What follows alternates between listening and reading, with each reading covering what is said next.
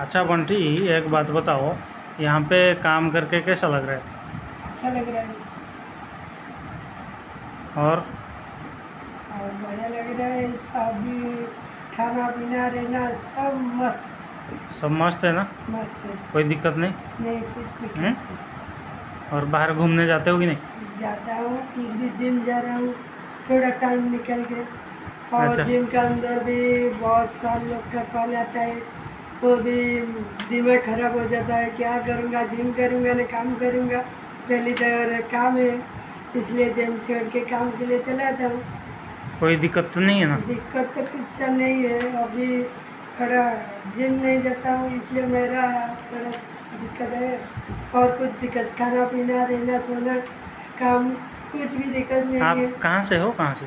हम तो उड़ीसा से। उड़ीसा से? अच्छा। कैसा लग रहा है सूरत? मस्त लग रहा है।